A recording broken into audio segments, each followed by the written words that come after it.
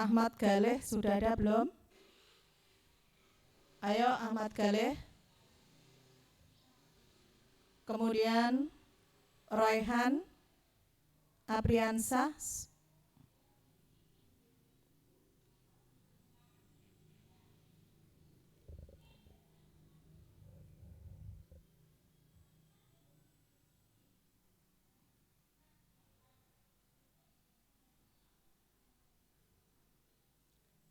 Akan saya mulai.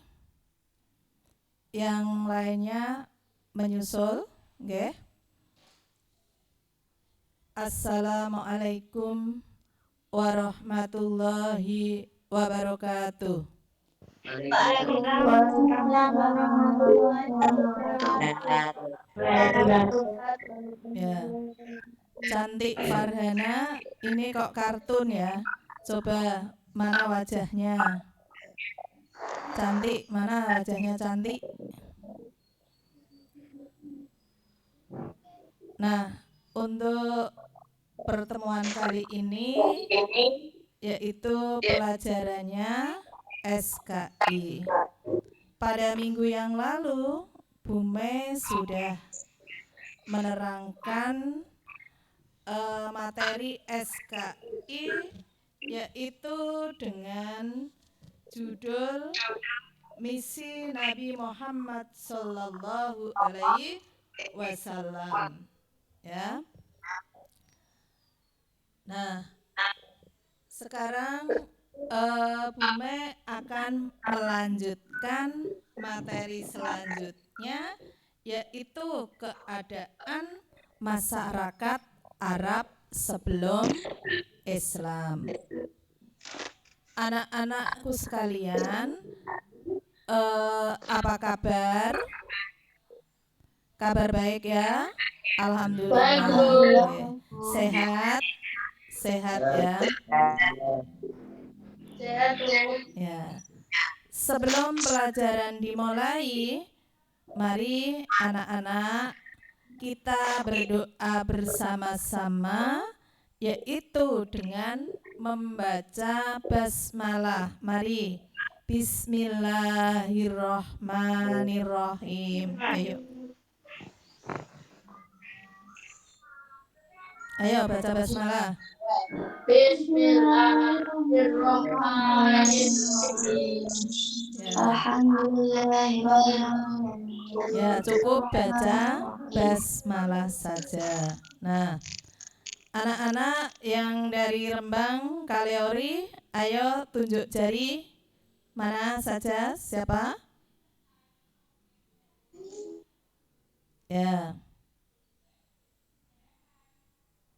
Nah, sekarang Ibu akan melanjutkan materi tentang keadaan masyarakat Arab sebelum Islam. Yang pertama mengenai kepercayaan masyarakat sebelum Islam. Islam lahir di Jazirah Arab. Pada saat itu Jazirah Arab diapit oleh dua kekaisaran, yaitu Kekaisaran Persia dan Kekaisaran Bizantium. Dua kekaisaran itu kekaisaran apa tadi, Cah? Kekaisaran yang pertama Persia dan Bizantium. Ya, pinter. Kekaisaran Persia yaitu menetapkan agama Majusi. Anak-anak, kamu tahu apa yang disebut agama Majusi? Apa, Cah? Ayo, yang disebut agama Majusi menyembah apa, Cah? Ya, agama Majusi itu adalah penyembah api. Sebagai agama resmi di seluruh wilayah mereka. Pemeluk agama Majusi menyembah apa tadi? Api. Dan kitab sucinya bernama Zen Avesta. Itu kitab sucinya orang-orang yang beragama Majusi. Ya. Adapun Kekaisaran Romawi menetapkan agama Nasrani. Agama Nasrani nek saiki didarani agama Kristen. Sebagai agama resmi. Nek agama Nasrani ini kitab Injilnya apa cah? Kitabnya berupa apa? Injil. Tapi kalau Majusi kitab sucinya apa? Zen Avesta. Kalau agama Nasrani kitabnya yaitu kitab Injil. Kedua kitab suci ini sudah banyak dicampuri oleh tokoh-tokoh agama sehingga kemurniannya tidak terjamin. Sementara itu masyarakat Jazirah Arab yang beragama Majusi dan ada yang beragama Nasrani. Selain itu ada sebagian masyarakat yang menganut agama nenek moyangnya, yaitu menyembah berhala. Sebetulnya menyembah berhala, memang menyembah berhala itu tidak boleh. Karena menyekutukan Allah, termasuk perbuatan syirik. Kemudian seperti berhala itu bisa memberi manfaat apa enggak, Cah? Tidak bisa memberi manfaat. Mboten nggih. Wong mbok jak ngomong ya ora iso, mbok jak mlaku ya ora iso. Mbok keplak ya menang ae. Mbok colok matane ya malah. Ya. Wes aja rame. Dicolok matane ya ora kedep, tidak bisa memberi manfaat. Mengapa? Ya udah jangan rame nggih. Halo, jangan rame. Jangan rame, ayo. Ahmad Jailani, ayo. Ya. Kemudian berhala itu tidak bisa memberi manfaat, maka ndak usah disembah. Kalau menyembah berhala itu salah. Karena itu termasuk perbuatan syirik. Syirik itu tidak diampuni oleh Allah Subhanahu wa ta'ala. Dosa yang tidak diampuni adalah dosa syirik. Ya. Karena syirik ini ya mereka menyekutukan Allah. Kemudian ada juga sebagian yang menganut agama Yahudi. Sebagian besar menganut agama Yahudi, yaitu tinggal di kota Madinah. Mereka ada suku yang bernama suku Quraizah. Kemudian suku Gotafan, Bani Nadir, ya. Kemudian Bani Koinuko, Bani Aus dan Bani Hajros. Ya. eh, bangsa Arab menyembah berhala, banyak yang tinggal di Mekah. Orang-orang Arab ini banyak yang menyembah berhala. Maka mereka menyembah batu. Ada yang menyembah pepohonan. Batu besar disembah, pohon besar disembah, dikira bisa memberi manfaat. Mereka tidak mempercayai hari kiamat dan hari akhir. Kamu percaya apa enggak hari kiamat dan hari akhir, Cah? Percaya ya. Karena besok itu akan terjadi hari kiamat atau hari akhir. Sekarang saja sudah kiamat sughra, kiamat kecil-kecilan. Misalnya terjadinya banjir bandang, terjadinya gunung meletus, ya. Kemudian tsunami, itu termasuk kiamat sughra. Kalau kiamat kubra itu dunyane hancur lebur kabeh, digulung, ya. Bumi seisinya, langit digulung oleh Allah Subhanahu wa taala, ya. Kamu mencari tempat perlindungan sudah tidak bisa. Itu namanya kiamat kubra. Kemudian sebenarnya masyarakat kota Mekah dahulunya beragama tauhid. Agama tauhid itu agama yang bagaimana, Cah? Yaitu mempelajari tentang keesaan Tuhan. Atau kalau ilmu tauhid, ilmu yang mempelajari tentang keesaan Tuhan, keesaan Allah.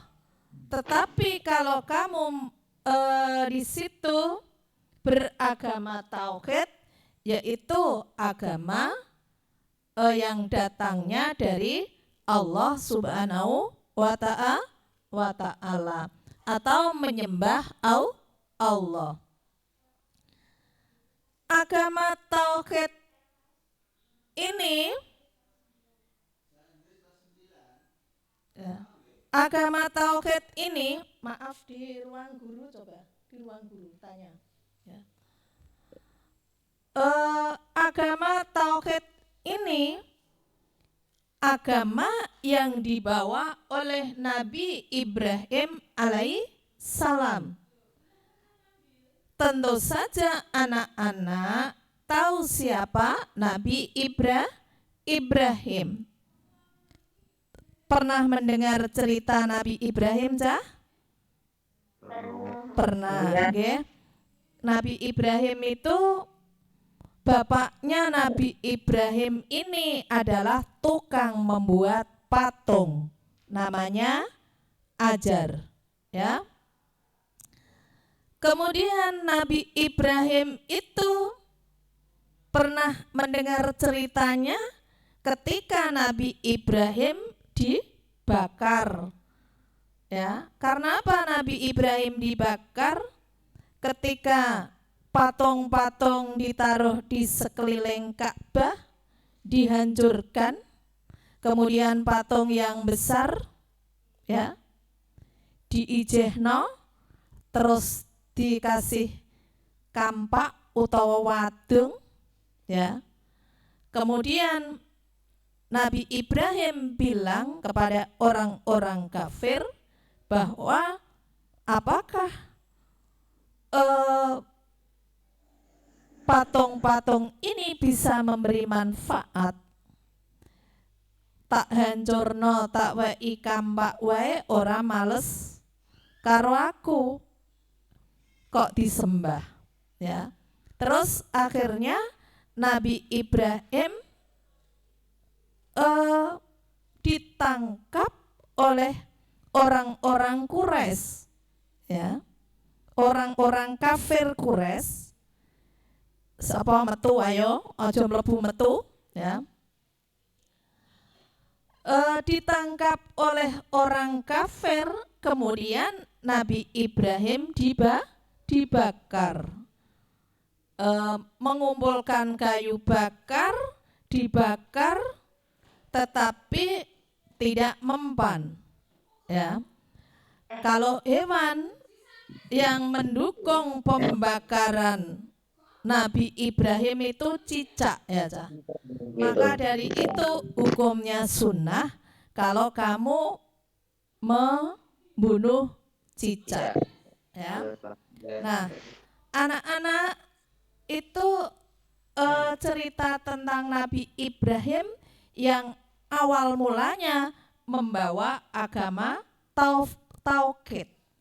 Akan tetapi karena terputusnya risalah kenabian, mereka menyembah selain Allah Subhanahu wa Ta'ala. Kondisi masyarakat kota Mekah itu mempengaruhi suku-suku bangsa lain. Hal itu disebabkan setiap tahun kota Mekah dikunjungi masyarakat lain untuk melakukan ibadah haji atau melakukan tawaf mengelilingi Ka'bah. Para peziarah Ka'bah banyak yang tertarik dan meniru cara ibadah masyarakat kota Mekah. Kondisi masyarakat Jazirah Arab sebelum Islam, yaitu lahir zaman jahiliyah. Jahiliyah itu artinya apa, Cah? Kebodohan. Kebodohan itu bukan dalam hal pengetahuan, akan tetapi keyakinan dan akhlak. Mereka tidak meyakini adanya Allah Subhanahu wa Ta'ala, dan akhlak mereka pada saat itu orang jahiliyah akhlaknya buruk, ya. Suka minuman keras, suka membunuh, suka berzina. Itu adalah orang jahiliyah. Saat itu kesusastraan Arab sangat maju. Di pihak lain, ketidakadilan, kejahatan, dan pelanggaran hak asasi banyak terjadi.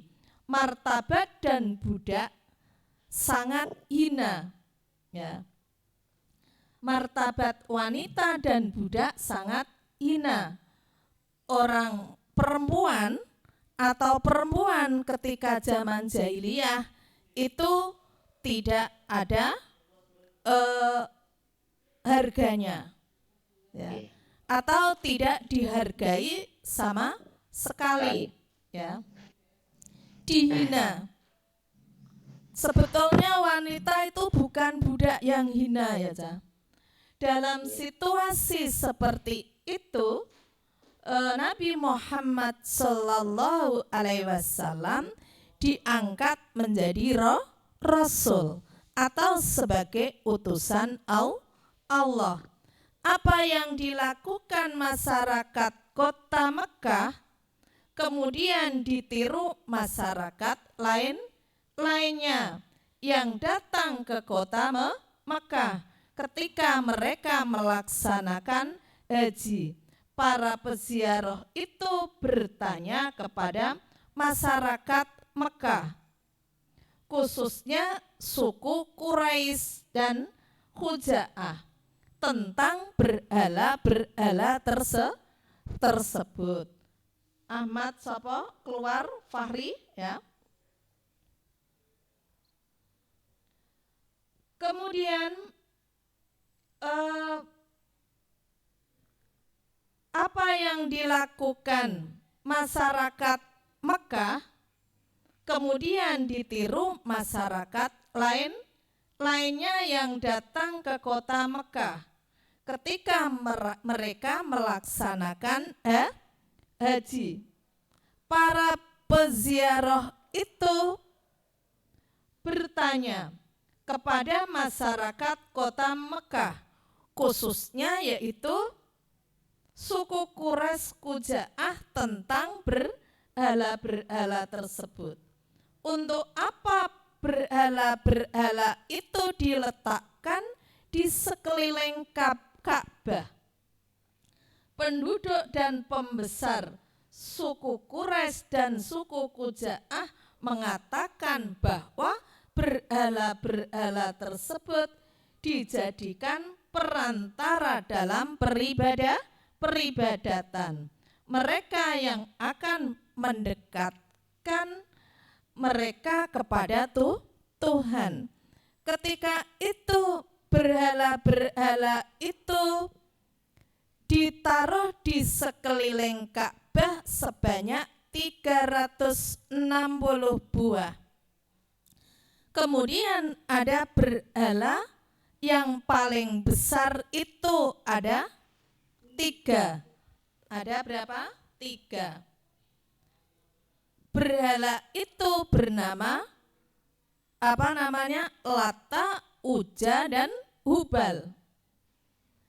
Kemudian Imam Bukhari meriwayatkan sebuah hadis dengan sanad Ibnu Abbas yang berbunyi, patung-patung pada zaman Nabi Nuh alaihissalam merupakan patung-patung yang disembah di kalangan Arab setelah itu. Adapun Wud, berhala yang disembah oleh suku Ka'ib di Daumatul Jandal. Kemudian Suwa, sesembahan Udel. Yakut, sesembahan suku Murad. Kemudian berpindah ke Bani Qotifdi di lereng bukit terletak di kota Saba. Adapun Ya'uq, sesembahan suku Hamdan. Nasr, sesembahan suku Himyar dan keluarga Tikala. Padahal nama-nama itu adalah nama orang saleh atau orang soleh pada zaman Nabi Nuh alaihissalam. Setelah mereka wafat, setan membisikkan kaum yang soleh supaya dibuat patung mereka di tempat pertemuan dan menamainya sesuai nama mereka. Patung-patung itu tidak disembah sebelum orang-orang saleh meninggal dan ilmunya telah hilang. Disitulah menyembah terhadap berhala-berhala dimulai.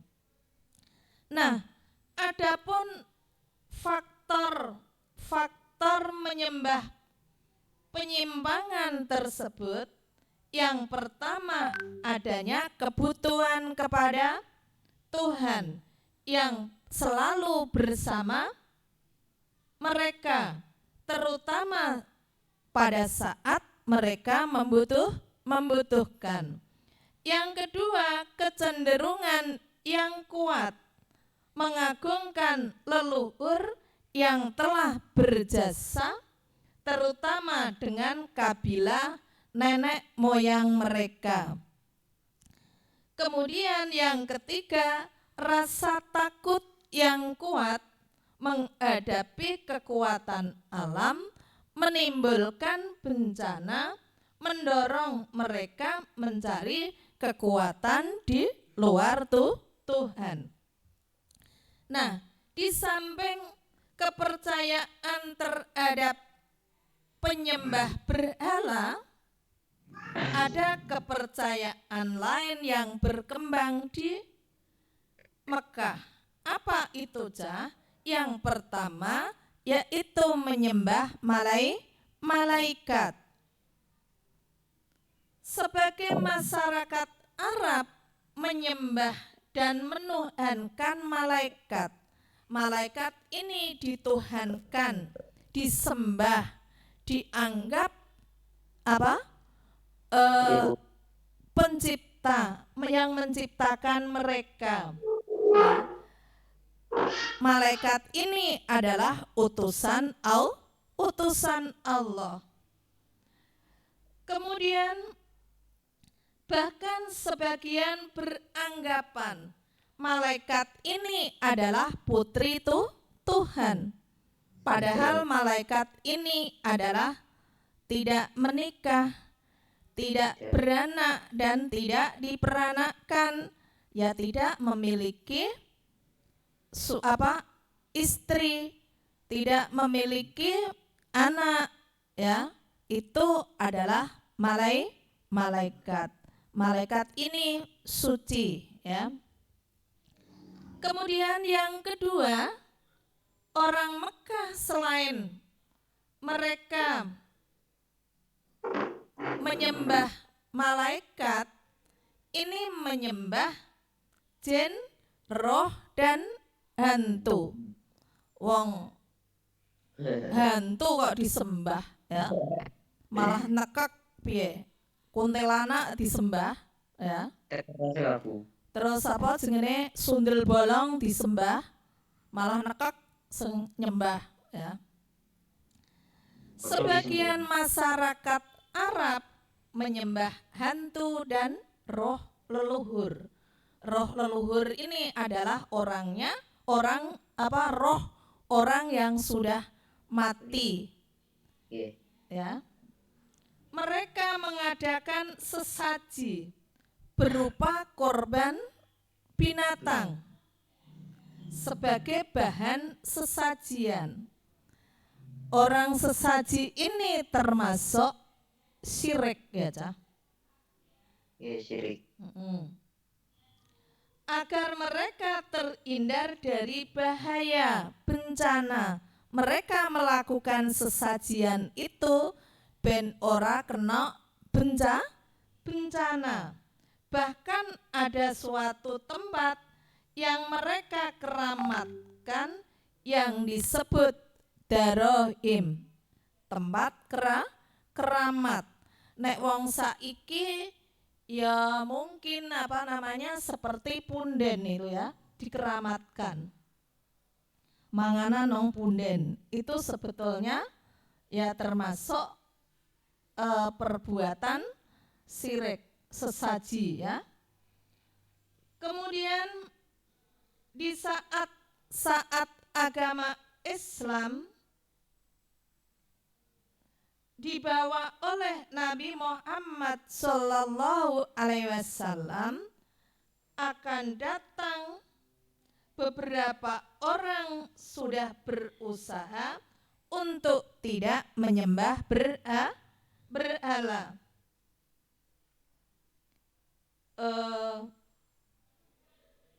Berusaha tidak menyembah berhala lagi dan berbalik menyembah ajaran tauhid yang sudah pernah dibawa oleh siapa? Nabi Ibrahim alaihissalam. Karena terputusnya risalah, mereka kembali ke agama nenek moyang. Ada yang menyembah berhala, ada yang menyembah pepohonan, ada yang menyembah bebatuan. Ya. Itu tidak diperbolehkan. Seperti menyembah benda-benda yang dikeramatkan itu tidak boleh. Termasuk perbuatan syirik yang tidak diampuni oleh Allah Subhanahu wa ta'ala. Kemudian di antara mereka seperti Warokoh bin Naufal, Umayyah bin Sal, Qusaidah, Utsman bin Khawaris, Abdullah bin Jahsy dan Zainal bin Umar, mereka adalah kelompok yang menentang tradisi menyembah berhala. Namun mereka meninggal sebelum datangnya Islam. Kemudian di antara bentuk-bentuk tradisi yaitu tradisi peribadatan mereka dengan dalam menyembah berhala. Yang pertama, berdiam di sisi berhala. Menyembah berhala piye carane? Wong-wong iku mau berdiam diri, meneng anteng neng sebelahe berhala. Lah lapo wong berhala iku ya ora iso lapo-lapo, mbok kon mlaku wae ora iso, mbok tinju ya ora nglawan, mbok keplak ya ora nglawan, mbok saduk ya ora nglawan, kok disembah ya.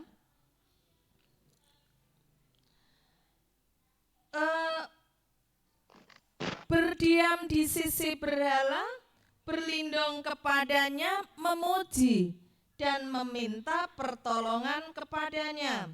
Masyarakat Arab Quraisy berkeyakinan bahwa berhala-berhala itu akan memberikan pertolongan dan syafaat mereka.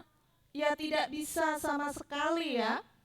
Lah bicara yo ora iso, berjalan yo ndak bisa, mbok kon kedep wae ora iso, kok disembah, dimintai perlindungan. Piye le menehi perlindungan?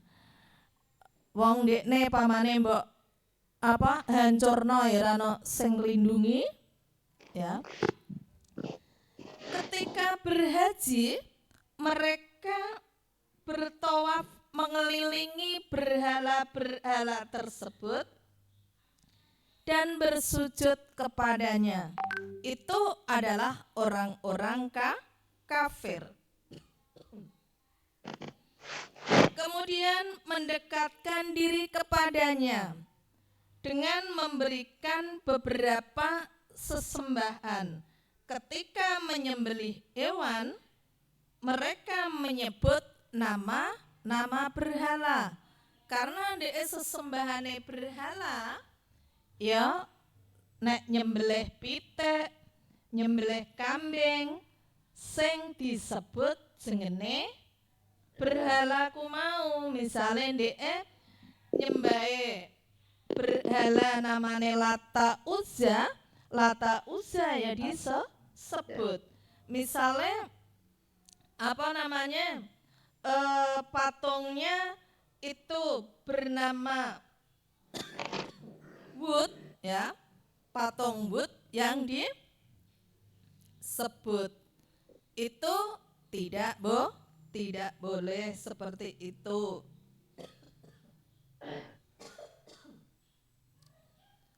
Kemudian di samping memberikan sesajen atas nama berhala, mereka juga melakukan hal yang sama untuk diberikan kepada Allah Subhanahu wa Ta'ala. Hal itu terdapat dalam Quran surah Al-An'am ayat 136 yang berbunyi Bismillahirrahmanirrahim. Wa ja'alu lillahi mimma dara'a minal harthi wal an'ami nasiban faqalu hadha lillahi bizamihim wa hadha li surakaina fama kana li surakaihim fala yasilu ilallah wa ma kana lillahi fahuwa yasilu ila surakaihim sa'a ma yakumun. Artinya, dan mereka menyediakan sebagian hasil tanaman dan hewan atau bagian untuk Allah sambil berkata menurut persangkaan mereka, ini untuk Allah dan yang ini untuk berhala-berhala kami. Bagian yang untuk berhala-berhala mereka tidak sampai kepada Allah, dan bagian yang untuk Allah akan sampai kepada berhala-berhala mereka. Sangat buruk ketetapan mereka itu. Nah, sekarang Bumi lanjutkan yang kedua, yaitu keadaan sosial masyarakat.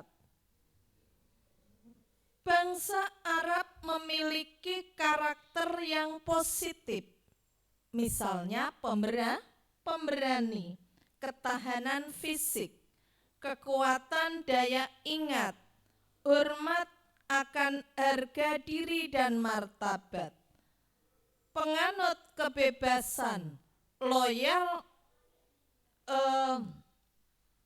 terhadap pemimpin, pola hidup sederhana, ramah, ahli syair, dan yang lainnya. Tetapi karakter baik mereka terkikis oleh kejahiliahannya. Kejahiliannya mereka jahiliyah, bodoh tentang keyakinan dan akhlak. Mereka melakukan kebiasaan buruk seperti minum arak atau minum khamr, sampai mabuk-mabukan, berzina, berjudi, merampok, dan lain-lainnya.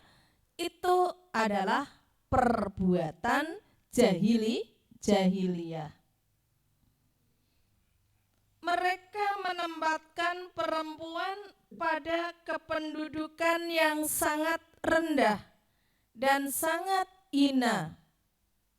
Perempuan dipandang ibarat hewan piaraan dan tidak memiliki kehormatan dan kekuatan untuk membela diri.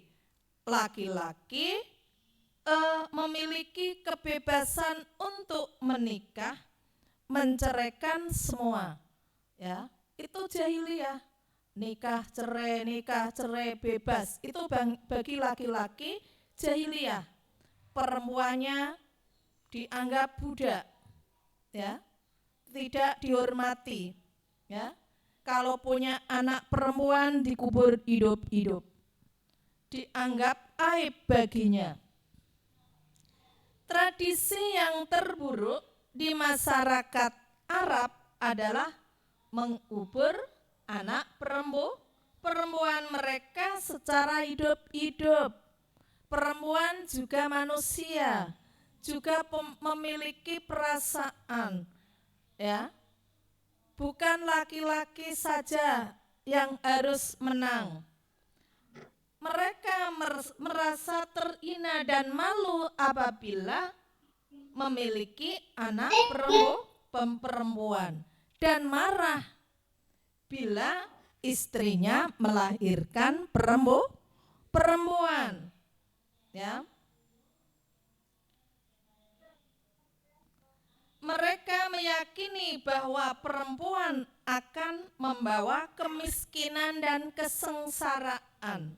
Selain itu, sistem perbudakan di masyarakat Arab, ya, di masyarakat Arab sistemnya ketika itu adalah sistem perbudakan. Para majikan memiliki kebebasan, ya, memperlakukan budaknya seenaknya sendiri. Mereka punya kebebasan menyiksa budaknya, bahkan memperlakukan budaknya seperti binatang, dan barang dagangan yang bisa dijual atau dibunuh. Itu apa, Cah? Budak, ya. Posisi budak tidak memiliki kebebasan hidup yang layak dan manusiawi. Nah, kalau sekarang ini sudah tidak ada perbudakan lagi. Di Arab pun sekarang sudah tidak ada perbudakan. Yang ketiga adalah keadaan ekonomi masyarakat.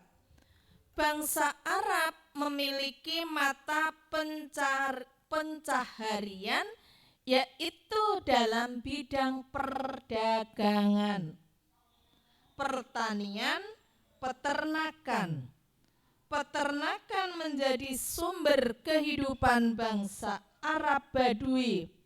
Mereka berpindah-pindah menggiring ternaknya ke daerah yang sedang musim hujan atau ke padang rumput. Ayo, siapa keluar lagi itu tadi? Sifa apa siapa? Ya. Mereka mengkonsumsikan daging dan susu dari ternaknya, ya. Misalnya ternak kambing, ternak sapi perah, ya. Serta membuat pakaian dari bulu domba. Kebanyakan orang Arab di sana mereka beternak domba. Kemudian bulunya digunakan untuk membuat pakaian. Jika telah terpenuhi kebutuhannya, mereka menjual kepada orang lain. Orang kaya di kalangan mereka terlihat dari banyaknya hewan yang dimiliki. Wong Arab iku nek sugih zaman dulu kala, nek wong sugih atau orang kaya, wong Arab itu dilihat dari banyaknya hewan ternak. Misalnya ontane 1000, dombane 2000, ya. Kemudian ternak iteknya beberapa ribu. Itu kekayaan orang Arab bisa dilihat dari banyaknya hewan ternak ketika itu.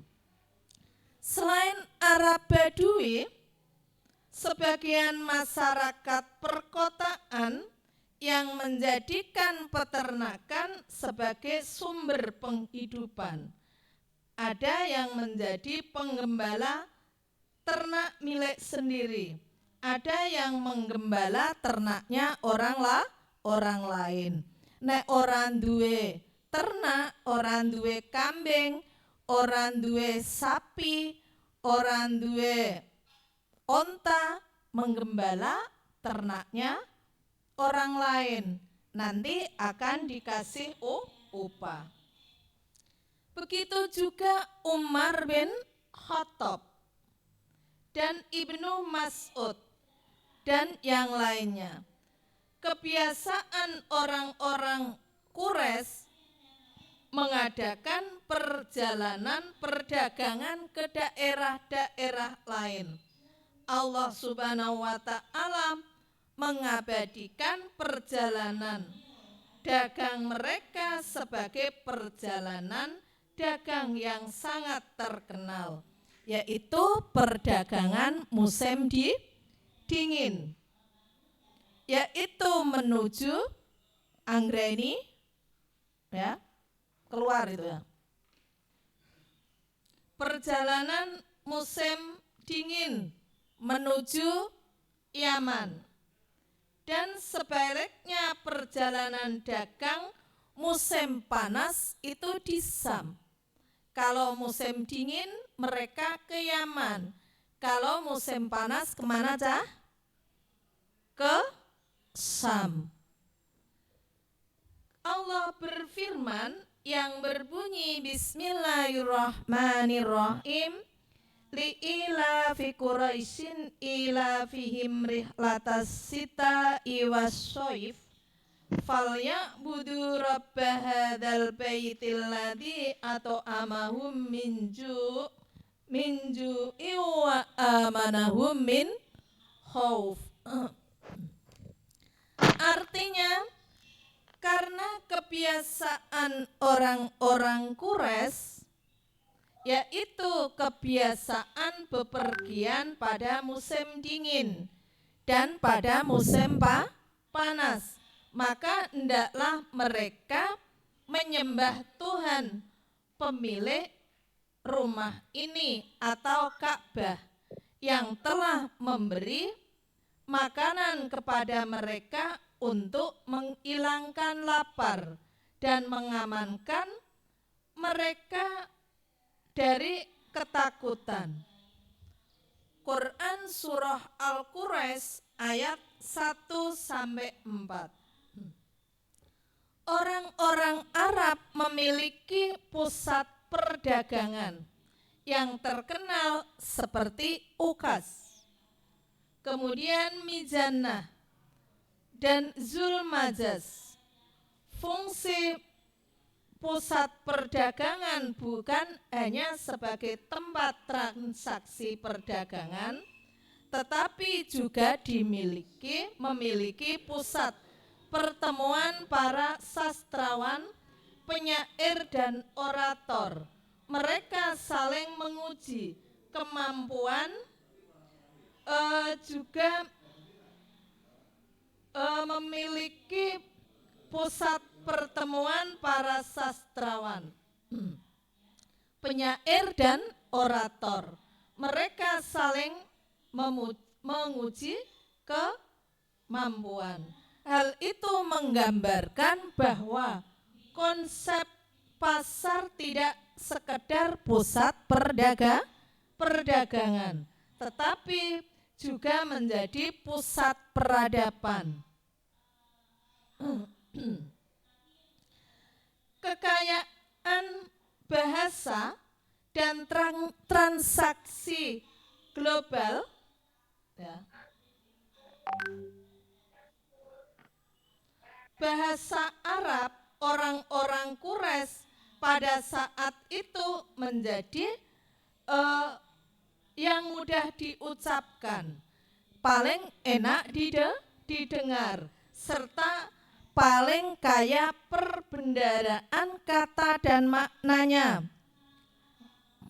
Sing metu ora mengikuti live, besok saya kasih nilai di bawah KKM, ya.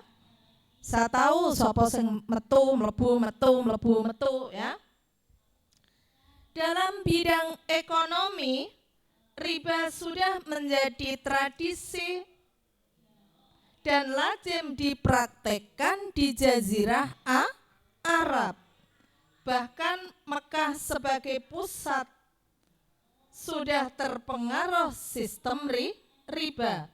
Hal ini bisa terjadi karena terpengaruh dengan sistem perdagangan yang dilakukan oleh bangsa lain. Adapun alat transportasi utama saat itu adalah unta.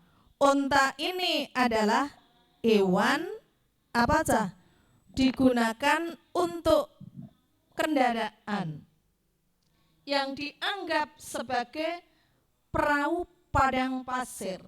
Unta merupakan kendaraan yang menakjubkan untuk memiliki yang tangguh, kekuatan yang tangguh, mampu menahan haus, dan mampu menempuh perjalanan yang sangat jauh. Unta-unta ini membawa barang dagangan dari suatu negeri ke negeri lainnya untuk belikan. Nah, onta ini zaman dulu kala digunakan untuk sebagai transportasi.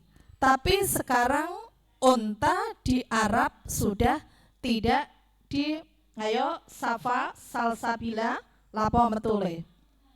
Ya. Itu digunakan sebagai alat transportasi. Tapi sekarang di Jazirah Arab, onta itu sudah tidak digunakan alat transportasi lagi. Di Saudi Arabia atau di Jazirah Arab itu alat transportasi mobil ya, itu sudah menggunakan mobil sudah sejak dulu kala. Bahkan hewan onta itu ya, dulu pernah ada yang umroh malah terkena virus onta yang namanya antraks ya. Anak-anakku sekalian, karena waktunya sudah selesai ya, untuk minggu depan Bume lanjut lagi dan masih banyak yang belum ikut bergabung, yang tidak bergabung ya, atau keluar masuk ya, akan saya kurangi nilainya. Dan kalau nilai kamu besok ketika tes itu nilainya kurang, tak tambahi nek sing sregep melu live. Nek sing ora sregep tak kasih nilai di bawah KKM nggih. Nah, anak-anak, karena waktunya sudah selesai, meskipun pembelajaran jarak jauh, kamu tetap semangat belajar. Dan juga anak-anakku sekalian ya, jaga kesehatan. Tidak boleh ngeluyur ke sana kemari. Nah, saya kira Bume cukupkan sekian dan kita akhiri dengan bacaan hamdalah bersama-sama. Alhamdulillahirrabbilalamin. Ya, wabillahi taufik wal hidayah. Summassalam. Wassalamualaikum warahmatullahi wabarakatuh. Bahasa